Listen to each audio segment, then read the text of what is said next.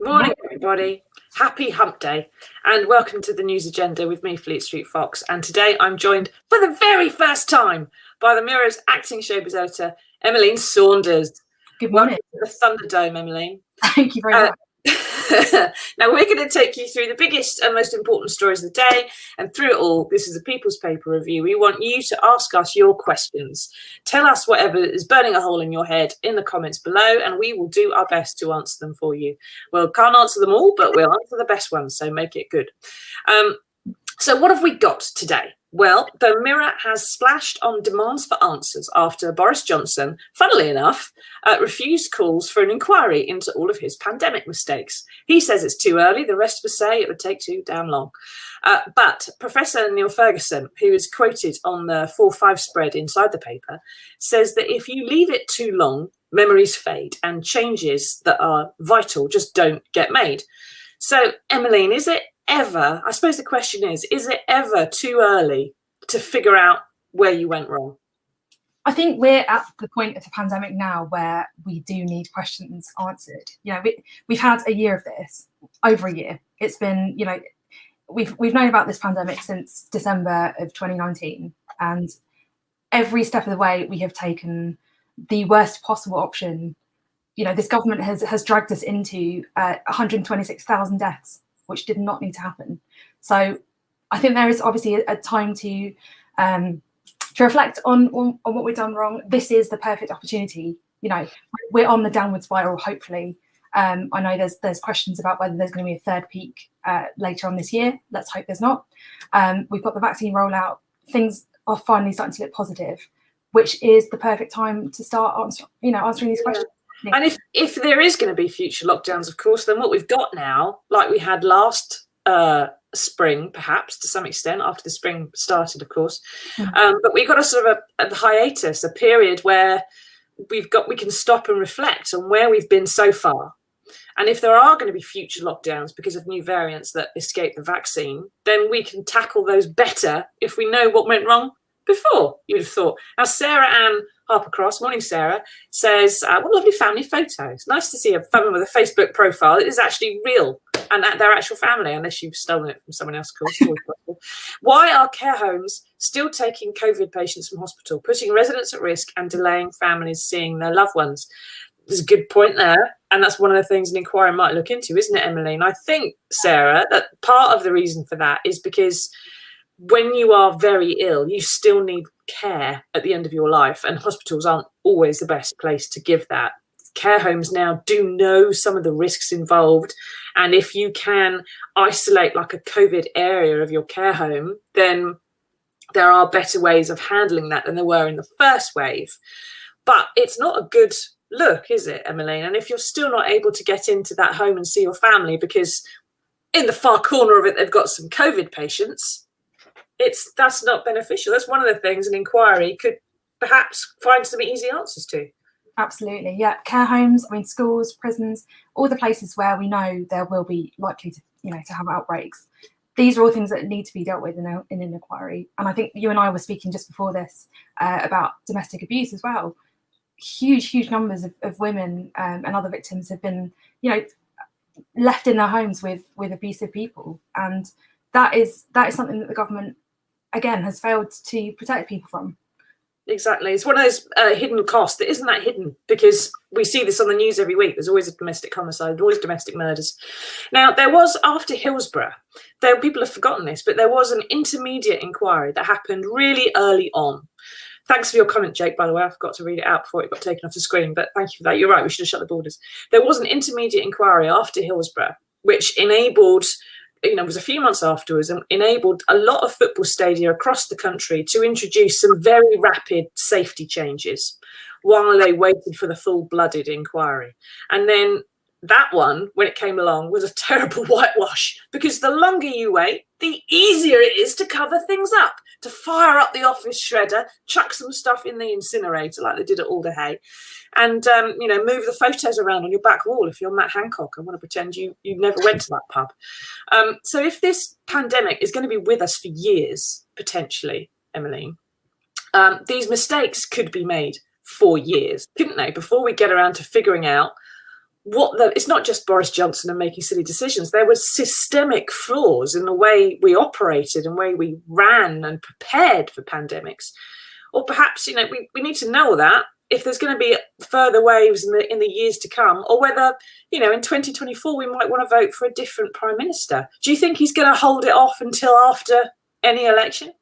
I think today's PMQs are going to be very interesting. I think let's see if Keir Starmer can get the pressure on him again today. I'm sure that we all know what Boris is like, but at this point, we know that he will do everything he can to wriggle out of a tight spot. He's done it many, many times before, and I'm sure that he will want to take the pressure off himself as much as he can. With regard to a public inquiry, we live in a world now where information is literally available daily, hourly.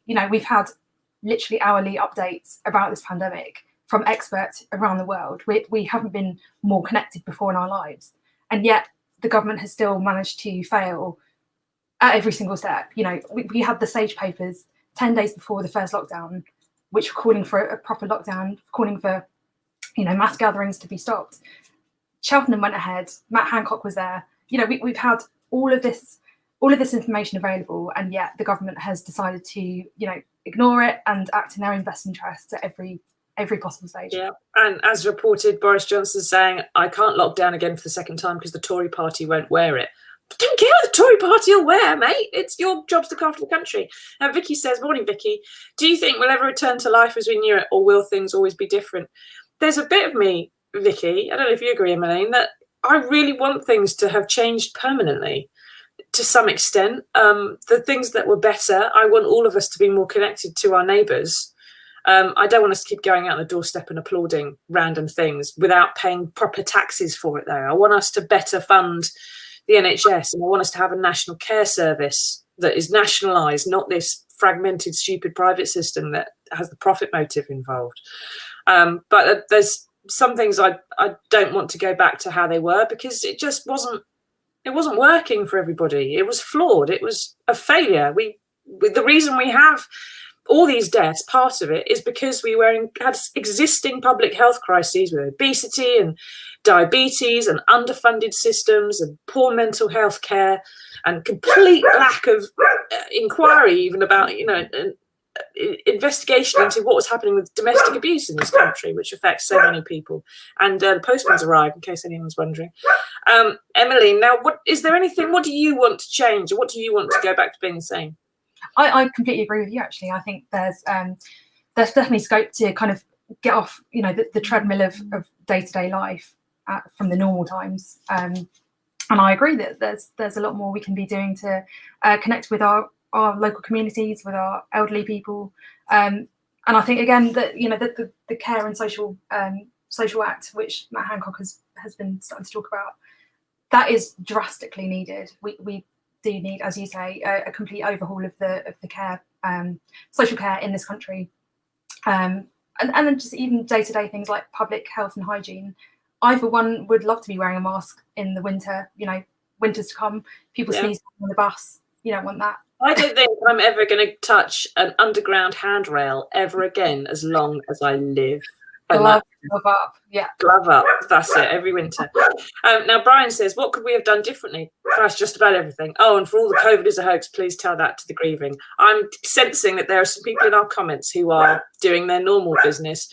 Tell Vladimir to get knotted and ignore him, or report them if they're fake accounts, everybody. But keep asking us your questions if you're a genuine human being, like Brian and Vicky and the others, and we'll do our best to answer them. Now, it's worth getting the Mirror today, because some of the things that would be investigated in an inquiry are reported in there. So, for example, on page 2, we reveal that NHS pay for some staff has gone down a third under the Tories in the past 10 years. Would you stay in your job? Would you keep saving lives if your pay had been cut by a third in real terms? No, you wouldn't. And on 6-7, we've already seen it, the 6-7 double-page spread, on the abuse, the domestic abuse that's rocketed during the lockdowns that needn't have been so bad or so long, perhaps, if we'd had some different decisions made. And it talks about something called the Freedom Programme, which has had triple the normal attendance on its Zoom calls with people who need help or are offering help to others. And lots of people talk about the hidden costs of lockdown, Emily. This is one that's really well known, as we've said. And it's the sort of thing an inquiry could be giving some spotlight to, and about how to deal better with this, how to help people better in a future lockdown, doesn't it? Yeah, definitely. And again, I think that these conversations are happening at a time post the Sarah Everard case. We're shining a spotlight on women's safety, especially in the public arena. We need to do the same in the private arena as well. We need to be looking at, I know that obviously women are not the only victims of domestic violence, men are too, but it is a huge gender problem. And I think, an inquiry should certainly look into why women are being ignored for so long, why domestic violence victims are routinely told to put up with it, or not offered the proper help they need. It's heartbreaking, and I think even victims who aren't necessarily abused physically, there's plenty of people who are victims of coercive abuse as well, of financial abuse, sexual abuse, things that that don't show bruises. Those people are just as important to protect as well, and to get justice for. And the social costs of all that, and the taxation costs in the welfare state is absolutely immense as well. Now, as Mike was just asking in the comment that was there for a bit, and we took it down, the Prime Minister has been talking about how the vaccine rollout went so well because of the greed and naked capitalism of pharmaceutical companies who wanted to make a decent payout to their shareholders. There's an awful lot of people Mike, an awful lot of people involved in those vaccines who are making it free at cost to the developing world, who did it because of international global cooperation and a wish to beat a pandemic that, the kind of disease that has caused humanity immense problems for millennia, for 2 million years, for goodness sake. So that's the kind of thing perhaps that an inquiry could be looking into. That kind of attitude. It's definitely time to start looking at things. Now, before we move on to the next story, keep asking us your questions, but please look up the Freedom Programme online. They've got 8 stages of abuse that people go through before a murder happens. So if you're worried that you or someone you know might be on that scale, go and look it up. It's called thefreedomproject.co.uk. They have a free 12-week programme you can join that will help you understand some of this stuff. Donna says, why has the flu magically disappeared? Not one person I know has had it. The reason for that, Donna, is because no one's been sneezing on anybody else this year. That's why. It's not difficult to work it out, I'm afraid. The flu's disappeared. And also because the flu we get in this country every winter comes from Australia, right? It circulates there and gets some new variants and then transmits with global air travel. We haven't had any global air travel. So, hooray, no flu. Maybe in the future years, flu will be in lower numbers as well. Wouldn't that be good? Because that kills people. Brilliant. Now, I want to go on to the next story because there is another reason for rapid inquiries, which is that if you don't do it early, you end up doing it far too damn late. Now, page 8 in the Mirror today is reporting on the appeal court ruling yesterday that has cleared the Shrewsbury 24. They were a group of strikers who included the royal family actor Ricky Tomlinson, of course gets all the attention because he's famous, of illegal picketing during the 1972 builders' strike. Now, the 24 were jailed in what was quite clearly a politically motivated criminal case, and the appeal court ruled yesterday that because witness statements had been destroyed, the convictions were therefore now unsafe, or they couldn't prove that they were safe, put it that way. So, Emmeline, do you think this is too long ago now to fix? Or would there still be some meat on the bones that would be worth chewing over? I'm sure that there'll be a lot of very interesting facts found from any inquiry that happens. Does Ricky want one? He's calling for one today. I urge you all to read his very powerful column today, which is utterly heartbreaking, the way that he and his colleagues were treated by the police, by the government. The hunger strikes that he went on, the naked protests, being hosed down through the cells of his jail, through the bars of his cell. Horrific treatment. Is an inquiry the right time? Is it the right time to have it now? It's been 47 years. Sadly, a lot of the picketers have died since then. Des Warren died in 2004. Yeah. In part, his family suspects because of the treatment he was given in jail, which led to his Parkinson's diagnosis. I don't know. This was before my time. I think it's one of those things where if you had an inquiry into something that happened, 1974, for goodness sake, but it might reveal some systemic problems with a state that in Ricky and Desi's case there, jailed them for being too noisy, essentially, for causing a nuisance and an inconvenience. That might be worth something that Prati Patel, our current Home Secretary, could bear in mind when she's running her most latest policing bill through Parliament, which threatens to criminalise people for exactly the same things. Now, it's worth reading as well some of the things that Emmeline's just mentioned here, but what that conviction actually involved, because it wasn't just some paperwork. Ricky has written in the Mirror today about the 4 weeks he spent on hunger strike, the nude protest, the hours spent sitting on wooden chairs in soaking wet cells that had been hosed down. He said he went in 14 jails in 18 months, so he couldn't see his family. Desi Warren, who got 3 years in jail, died after he was released, and Ricky calls him a strapping steel fixer reduced to a scarecrow. And he says in there, do I feel that this is compensation or justice for what happened to us? He says, no, I bloody don't. My arse, in other words. He said, I'm absolutely angry that they've done this for the establishment, because by admitting one little mistake, they can say nearly 50 years later, they put it right. He blames a bigger conspiracy that went all the way to the PM at the time. And if they can do it once, Emmeline, they can do it again, can't they? That's why you have inquiries repeatedly if necessary in the case of Hillsborough. Yeah, quite. And I think he pays tribute to Eileen Turnbull as well from the Justice Campaign, who worked doggedly to find this one tiny piece of evidence in the National Archives, which uncovered this huge trail of police cover-ups and destroyed documents and so on.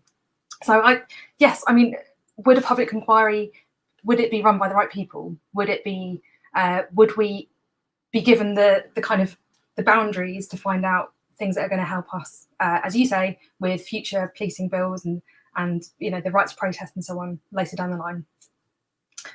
I don't know. It needs to be looked into. Something's got to be sorted out about that. I'm not quite sure we've got the government to have the motivation to do it, But these guys have been arguing for justice. It's worth pointing this out. These guys, the Shrewsbury 24, have been arguing for justice for longer than I've been alive, right? For 49 years, and they've still not got it. Now, Ricky says they held that strike because building sites at the time were known as the killing fields. And if a builder died on the site, the boss only got £100 fine if a builder lost his life. Now, they have won since that argument because there's better paying conditions, better health and safety on building sites, health and safety signs and hard hats and stuff. During the pandemic, even, there were concerns about health and safety on building sites. And the people who led that fight deserve a pat on the back, at the very least, from the government of the day, regardless of whether or not they've got a conviction for something which was considered necessary at the time. Well, it wasn't considered necessary by the builders, but they should be blimmin' knighted, never mind get an inquiry. Anyway, rant over. Questions, keep asking us your questions in the comments, and we're going to say, next slide, please, because we've got some good news to bring you, which is coming up right now.